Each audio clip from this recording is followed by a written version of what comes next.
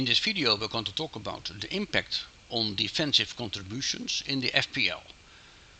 I already made a few videos and now the players have played 5 matches, and what you see now is that there are a few players who are like getting the maximum number of points in defensive contributions. As a defender you need to make 10 defensive contributions to get 2 points.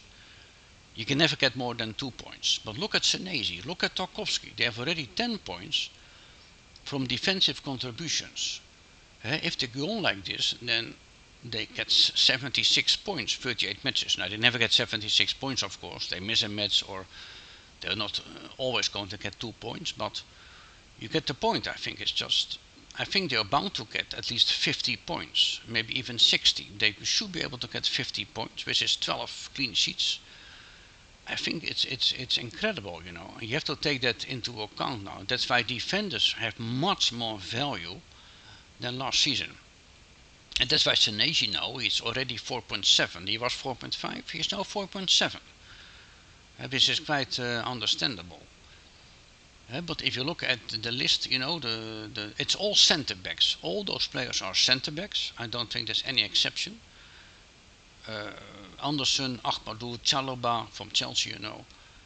Some is Ekdal, 4.0 is a very good choice, Ekdal, but also Alderete from Sunderland. But look at Mukiele. Mukiele only played 3 matches so far, and in every match he had 10 points, 10 defensive contributions, but he only played 3 matches. Mukiele from Sunderland is already on 6 points. Because he only played 3 matches, but he played as a centre-back next to Alderete, who also has 6 points from defensive contributions. But if you look at the list, there are very cheap players here. So Ekdal, like I said, and Alderete and Mukiele. So it's either perfect for the bench or even put them into your team. That's quite amazing.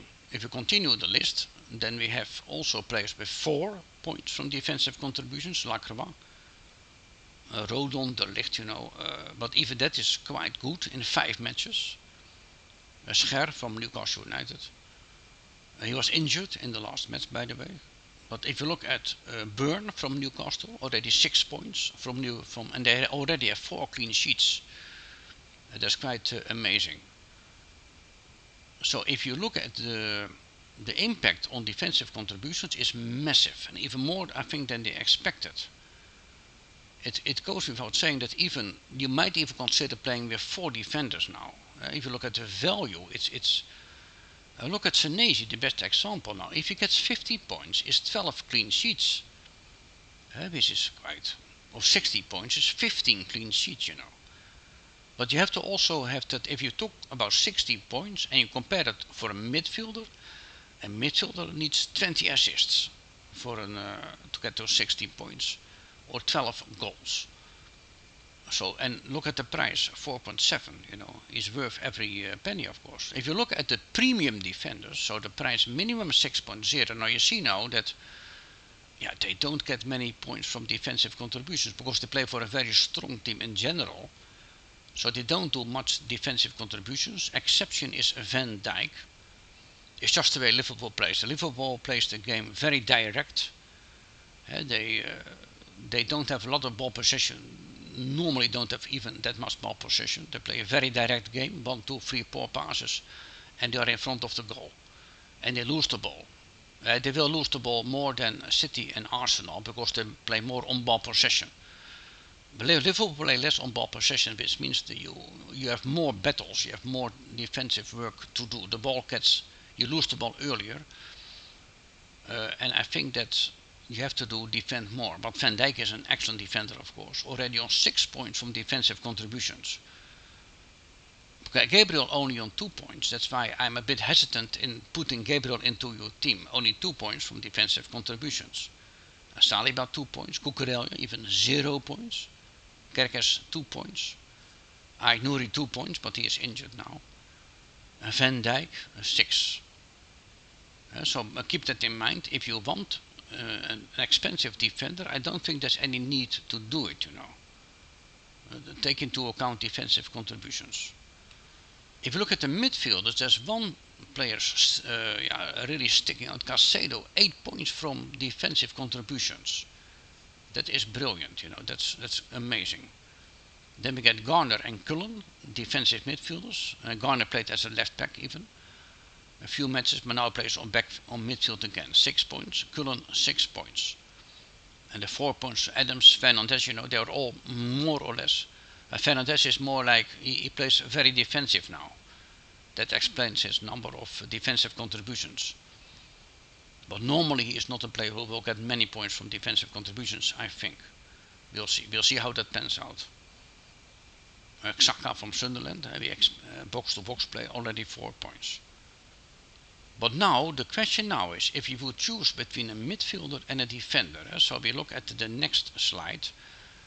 For example, good is Caicedo, I think he's on 5.7 or 5.6, doesn't matter, or Tarkowski. You have to take into account, okay, Caicedo is 5.6, they are almost the same price. The DEFCON is more or less the same, 8 or 10. Both have now 2 clean sheets. Caicedo made 2 goals so far. But I would think in this kind of, if you look at the defensive midfielder and a defender, I think the difference is the number of points for a clean sheet. Caicedo is a midfielder, gets 1 point for a clean sheet, and Tarkowski is a defender, gets 4 points for a clean sheet. So in this case it's quite clear that if DEFCON in this case is more or less the same, but I think Tarkowski will get even more points from DEFCON than Caicedo, then I think you always have to choose for a defender, and he will get many more points from clean sheets. But I don't think Caicedo will make a lot of goals. Normally Caicedo makes 1 or 2 goals a season, and he's not known for his output, the goal threat. And I think that's quite clear. But if you compare him to bijvoorbeeld Reinders from Manchester City, Reinders doesn't have a lot of DEFCON. Only 2 points so far. Tarkowski already on 10. And in this case it's a bit different, you might think, but Reinders will have more output. He will have more goals and more assists than Tarkowski, of course. He might even go to 5 goals, 5 assists, or maybe 8 goals, 8 assists. I think he will get close to that. With his 60, 70 points. So that's a bit of a different story. I think now that if you look for a defender and a defensive midfielder, you choose a defender. But this Reinders is more like an attacking midfielder, box-to-box midfielder. It's a bit more complicated. He doesn't get many points from DEFCON, but he will have more output, goals and assists. And I think this is a bit tough. This is a much more difficult decision. But I would always pick Reinders above Caicedo, because Reinders has much more goal threat, and he had an assist against Arsenal even. And once he gets more settled into the team, he will get the goals, he will get his assists. Reinders above Caicedo, but Reinders or Tarkowski is complicated, because Tarkowski will get many more points from DEFCON and the clean sheets. I think if Tarkowski has, for example, 10 clean sheets, which is 40 points, and maybe 50 points from DEFCON is 19 points. Reinders will get maybe 10 points from clean sheets and maybe 10 points from DEFCON, 20 points, but he needs to get up 60, 70 points. He needs to make goals on assist, and bonus points, he needs to get 60, 70 points. But it's not impossible for Reinders. But this is a tough decision. But getting 60 points from goals, assists, and also the bonus points, which he will get on, of course, is not impossible if you play for Manchester City. So, but it's a bit of a difficult decision. But I think if you choose a midfielder, for his output, the goal threat, goals and assists, and not for defensive contributions. Because then you have to choose a defender. Caicedo is never going to make many goals or many assists. Even for him, this is very rare. So if you choose a midfielder, it's better to choose a midfielder with goal threat. So I think we talked about this is the end of the video. We talked about the impact of defensive contributions in FPL, which I think has a massive impact. You can see it already, even after 5 matches.